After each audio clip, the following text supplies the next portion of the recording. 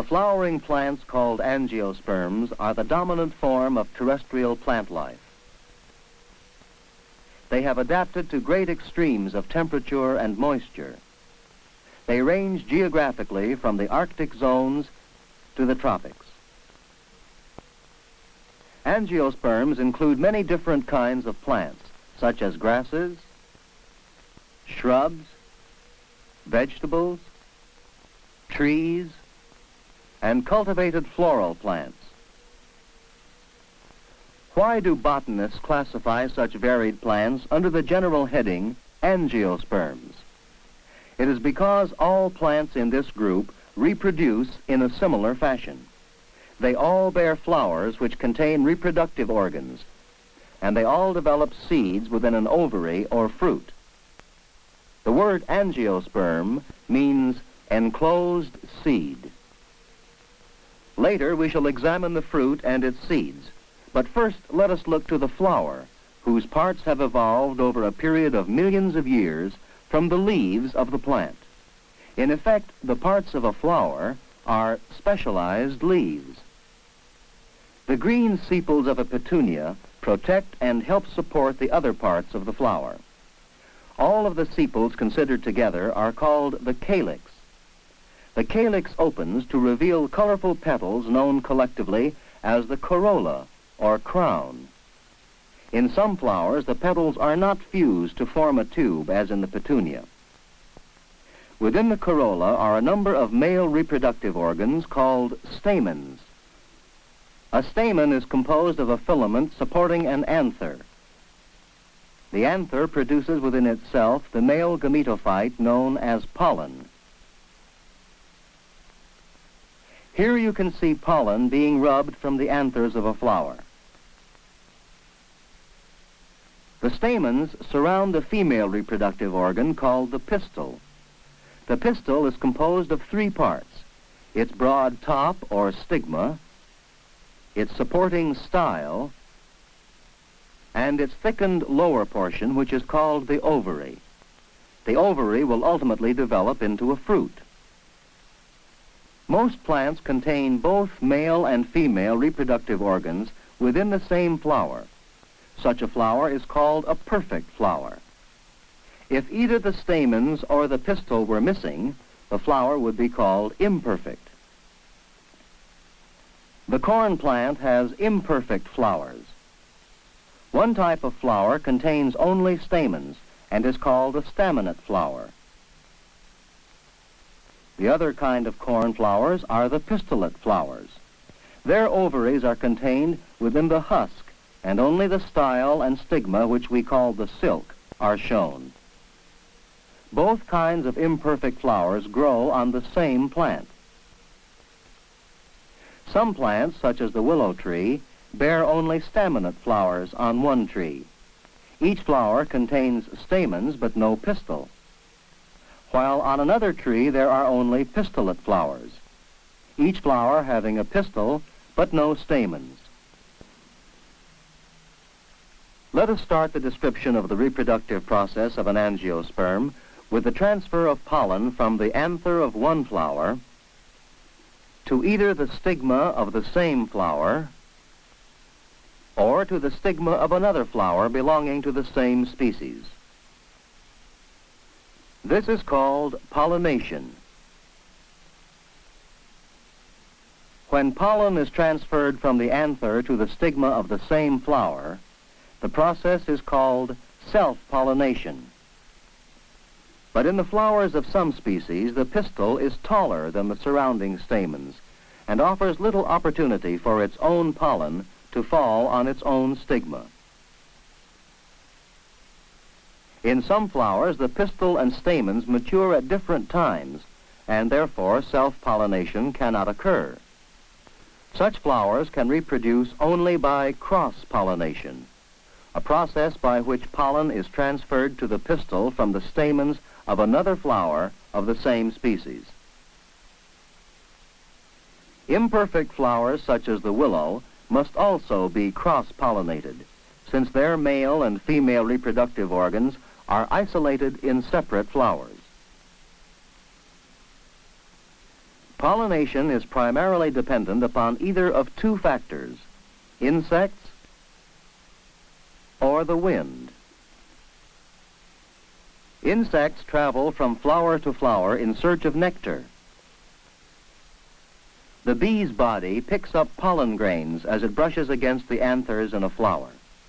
When the bee alights on another flower, the pollen adhering to its body rubs off onto the stigma of that flower.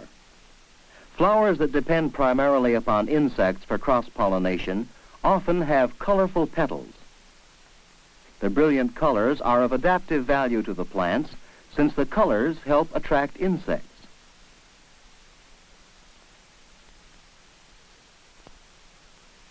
Plants having inconspicuous flowers and often lacking nectar, such as grass, do not attract insects, but rely upon the wind to accomplish cross-pollination. The flowers form in clusters near the ends of the stems, where the pollen may be easily blown free by the wind. The wind blows billions upon billions of pollen grains from thousands of kinds of plants. Under the microscope, we can see the varied shapes and sizes of pollen. The stigma of any particular flower will pick up by chance pollen originating from many different kinds of plants, brought by the wind or by insects. Most of the pollen grains will find the environment of the stigma unsuitable for further development. But pollen originating from the same plant or from another plant of the same species will find a favorable environment for further growth. Inside a pea pollen grain are two cells, the tube cell and the generative cell. Before or during the growth of the pollen tube, the generative cell nucleus divides and forms two sperms. The two sperm nuclei and the tube nucleus move into the pollen tube. The pollen tube grows down the style of the pea towards the ovary. Other pollen tubes may also begin to grow. This sectional view of the ovary shows it contains a number of ovules attached to and receiving nutriments from the plant body through the ovule stalks. This close view permits a detailed study of the ovule. The ovule has a tiny pore, the micropyle, through which a pollen tube will eventually enter. Inside the ovule lies the embryo sac, or female gametophyte. Inside the mature embryo sac are a number of cells. 1, 2, 3 cells are at one end of the embryo sac, and 3 more are at the pore end. The 7th cell separates the two groups and contains 2 nuclei. These nuclei of the 7th cell are called the polar nuclei. One of the cells at the pore end is the egg cell. When a pollen tube arrives at the ovule, it enters through the micropyle. The 2 sperms are then discharged into the embryo sac. 1 sperm unites with 2 polar nuclei.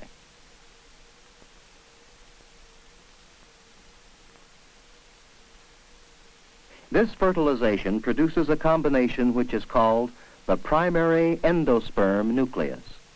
It will later develop into the endosperm, a food reserve which does not persist in the mature pea seed.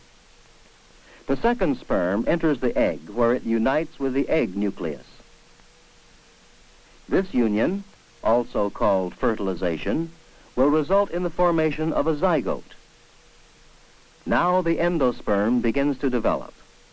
After the endosperm has undergone development, the zygote divides to form a 2-celled embryo. As the endosperm continues development, the embryo undergoes growth. A sphere of cells is formed at the end of the embryo. At an intermediate stage, the cotyledons are now well developed. The endosperm has completed its growth. During the development of the pea seed, the endosperm is absorbed by the embryo.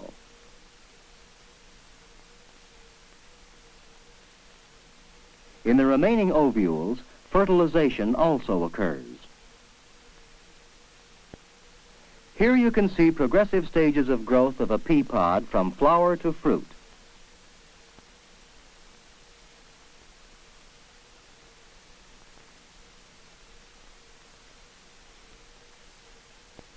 The pea seeds are attached to the ovary wall of the fruit or pod, as were the ovules from which the seeds developed. A tough seed coat protects the enclosed embryo. But when the seed is opened, we can see the small embryo plant with its embryonic root and stem, and also its first two leaves, called cotyledons, which act as food storage centers. The angiosperms are subdivided into two groups, those with two cotyledons, such as the pea, and those with only one cotyledon, such as corn. All seeds have a seed coat and an embryo plant, but may or may not have an endosperm. The pea is called a dicotyledon, since it has two cotyledons, and corn is called a monocotyledon, since it has one cotyledon. The endosperm is still present in a mature corn grain. Many dicotyledons may have endosperm, but none persists in the pea. As we have noted before, the fertilized ovules grow into seeds, while the ovary develops into a fruit. Although we do not commonly refer to a pea pod as a fruit, it is truly a fruit. A cucumber is also a fruit, and so is a tomato. The ovary of a rose also develops into a fruit containing seeds. In many plants, the fruit is not all derived from the ovary. Only the core of an apple grows from the ovary. The fleshy tissue grows from the swollen part of the stem called the receptacle. The mature walnut fruit has a hard shell. Inside is the seed. Fruit has adaptive value in protecting the enclosed seeds from physical injury, insects, disease, and water loss during the period of seed development. Fruit may also have adaptive value by acting as a device for the dispersal of seeds. As the capsule fruit of the witch hazel open, the seeds are catapulted from the fruit.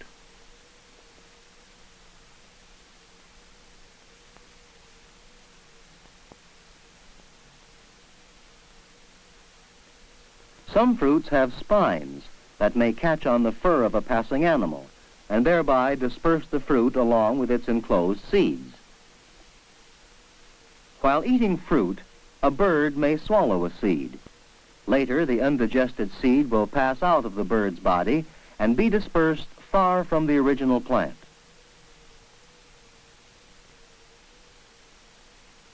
Some fruits have wings, which adapt them for floating on air currents.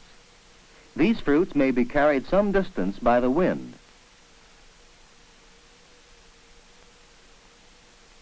Round fruit, such as the acorn, may roll down a hill and be dispersed. We have seen examples of dispersal by fruit, but quite often the fruit itself remains on the plant and only the seeds are dispersed.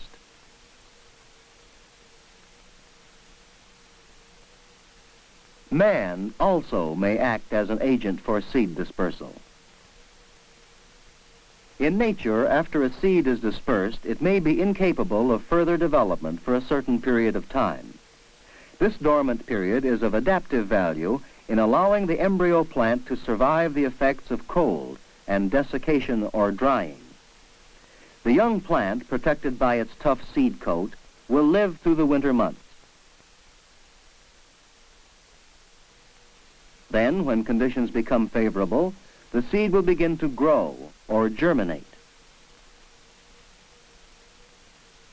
The cotyledons supply nutriment to the embryo plant until leaves develop on the seedling.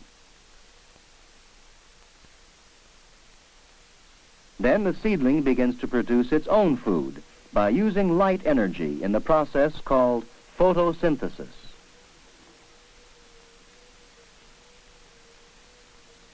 In time, the seedling grows into an adult plant, and flowers develop capable of producing fruit and seeds. But flowers will grow only when certain environmental conditions are met. Conditions of light are of great importance. Many plants are affected by the relative periods of light and darkness in a day called photoperiodism. This light-sensitive meter records these periods. An illustration of photoperiodism can be seen in these tobacco plants, which grow only vegetatively during the long days and short nights of spring. But the shorter days and longer nights of autumn induce the plant to flower. This type of plant is called a short day plant. Other plants, such as spinach, require long days and short nights before flowering. Such a plant is called a long day plant. Another factor which influences flower formation is temperature.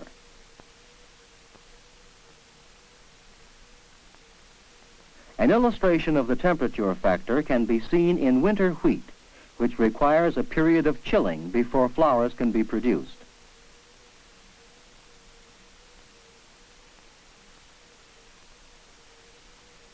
A banana tree requires the continual warmth of the tropics to induce flower formation. How the factors of light and temperature operate is still unknown. One theory suggests that the proper light and temperature conditions act to trigger within the plant the synthesis of a flower-producing hormone. This hormone is termed florigen. Another hormone called auxin, which is responsible for plant growth, has also been identified. By applying auxin to the stigma of a flower, botanists have been able to grow fruit without pollination. Similarly, auxin in a pollen grain acts to initiate the growth of the ovary into a fruit.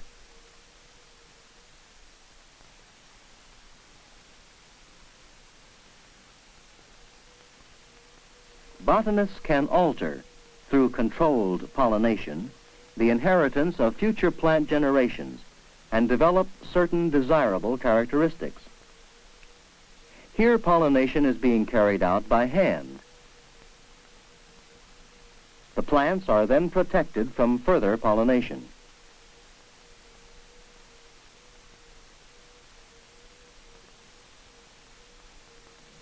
In hybrid corn, inbred lines with certain desirable characteristics are also cross-pollinated.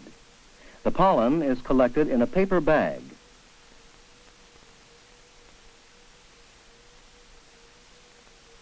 This pollen from one line is then applied to the pistillate flowers of another to complete the controlled pollination.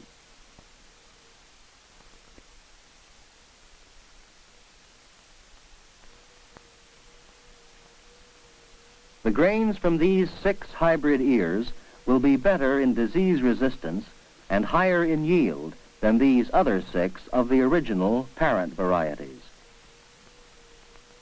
The angiosperms, both wild and cultivated, are of great importance to mankind.